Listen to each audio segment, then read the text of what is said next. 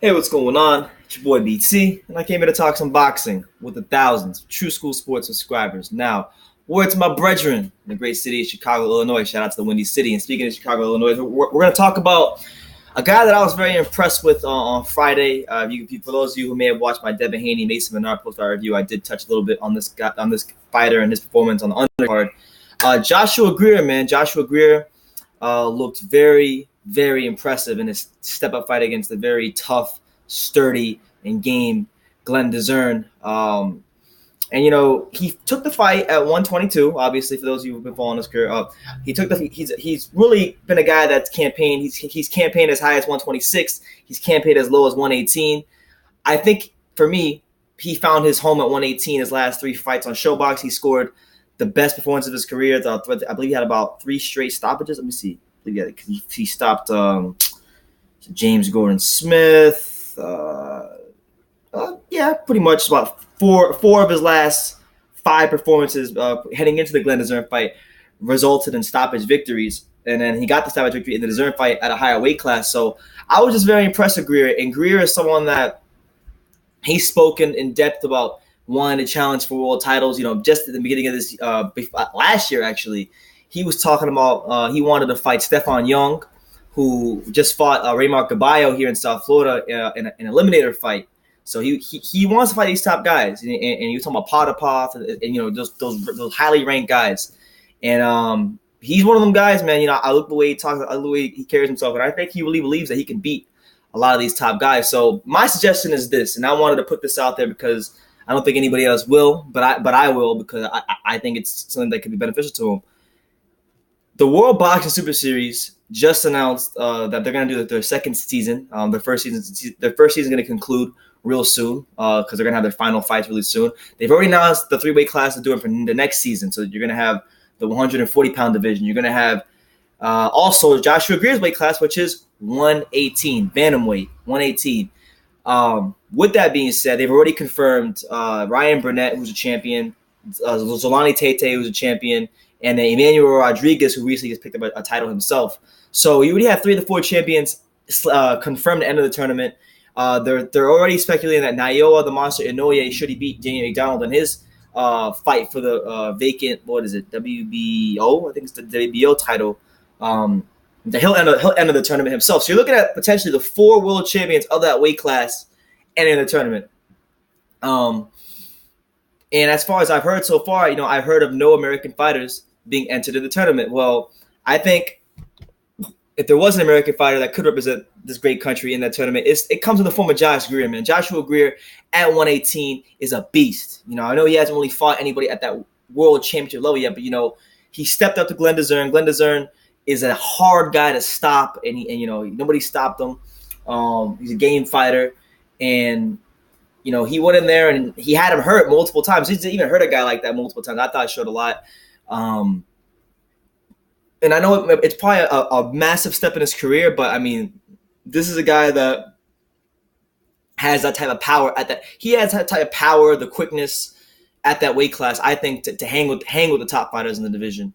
And then the guys who want his career may not want him to do this early in his career. But what I'm saying is, like, if the ambition is world titles and the ambition is to be the best in the sport, if they put a tournament on your weight class and they have three of the four champions already confirmed, and they're probably gonna have the fourth one once he wins his fight, why wait? Why mess about? You've had 18 fights. You've had 18 fights, or no, 19 fights actually, because you had one loss and a draw. So you've had 19 fights, and even though he has 19 fights, you got to look at it like this, man. He's had 19 fights, but with the way with all the different weight classes he's been in, all the different styles he's fought, he's maybe he may be a 19 fight fighter, but he doesn't have the experience of a 19 fight fighter. If that makes sense, like when you got to fight bigger guys, smaller guys your size, you're sparring in the gym with the likes of guys like Adrian Granados, Eddie Ramirez, guys like that, and you're a smaller guy, you're going to have a wealth of experience. And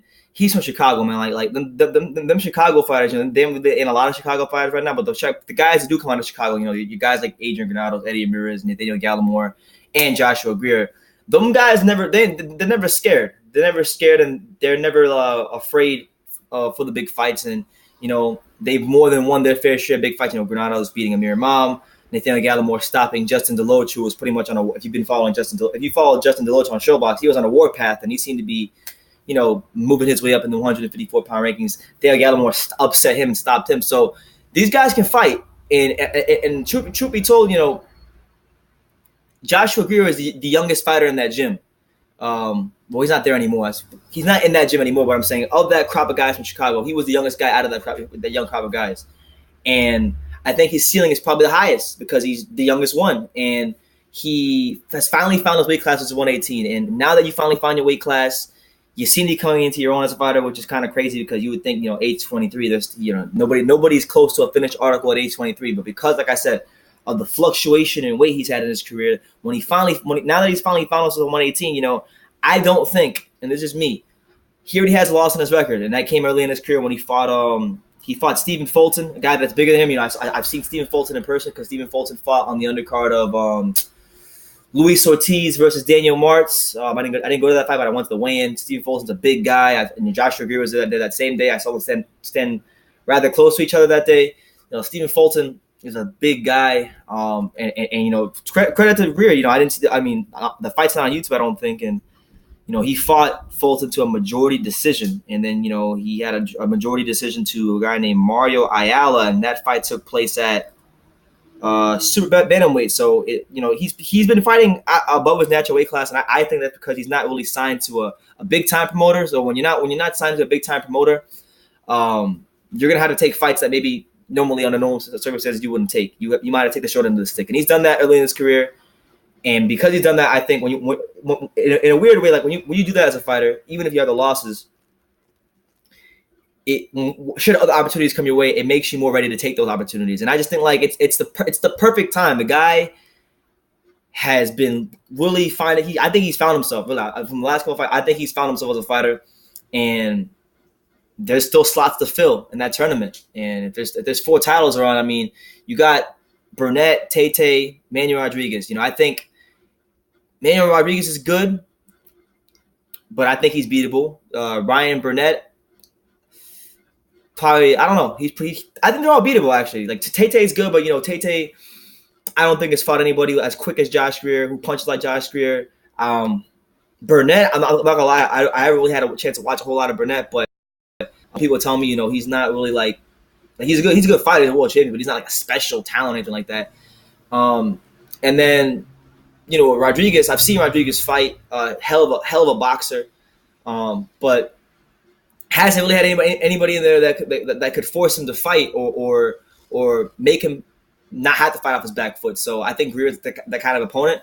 I think stylistically he'd match up well with most of the guys that they've already announced in the tournament. And I just think, in this boxing game, man, you gotta have ambition. I feel like you should have ambition, and he seems like an ambitious fighter. He seems like one of them guys that can beat anybody. He seems like one of them guys that he's kind of cut from the old school. I really look at him like that because he seems to, just the way he carries himself, he seems to really take this boxing thing seriously, and you kind of see that in his performances as he gets better and better and better and better with every fight, and he's still only the same age as me, 23 years old. So I'm just throwing it out there. I want to see Josh Greer in the World Boxing Super Series. I don't know, for those of you out there who have seen Joshua Greer fight before, if you've been following him his last 3 or 4 fights, what I'm saying is true. He's been getting better as a fighter. So, I'd say you put him in the tournament. He's not an undefeated fighter, so it's not like there's an O to protect, honestly. And if he loses, let's say he goes in there and he loses a fight to a guy like, I don't know, let's say he fights Manuel Rodriguez and let's say he gets UD'd. Manuel Rodriguez just outboxes him. Then, you still got to experience when they were the world champion, and you can go back to the drawing board and you can go look at what you had to do. But if you wind up beating these guys, then all of a sudden you're a world champion, and then you're going to move on and have a chance to unify titles just like that. So, it's a risk I think it's worth taking. And like I said, there's no right now there's no American fighters confirmed for the tournament. And as far as 118 goes, there really aren't a lot of American fighters you can pick from around that way. That's not a weight class where there's a lot of top level American fighters. You got the likes of Stefan Young, who I was there. He lost his last fight to Raymar Caballo, so he's probably not going to get in the tournament.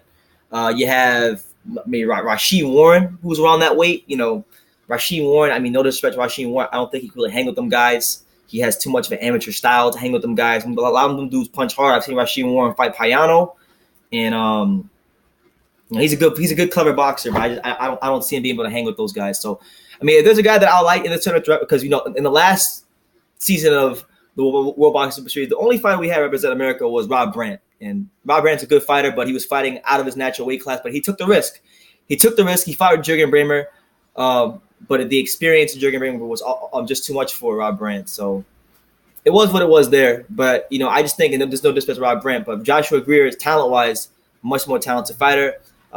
Much more, in terms of the other guys who fight at 118 that are American, much more of a pro style.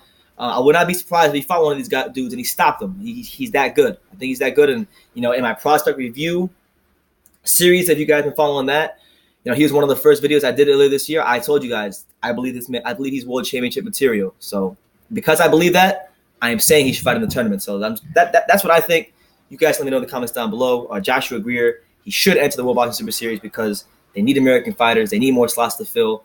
And he can actually beat a couple of those world champions. So let me know what you guys in the comments down below. What do you think about Joshua Greer and how he would stack up to the likes of a Burnett, Zolani Tete, and Emmanuel Rodriguez? It is also worth noting before I end the video that I checked.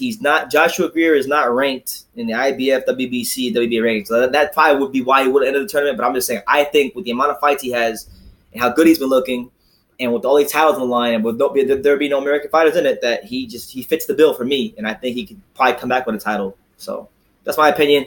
You guys let me know yours in the comments down below. Take the time to subscribe. Like I say in every video, you can love me or you can hate me, but I'm just here from Daniel. So until next time, take care.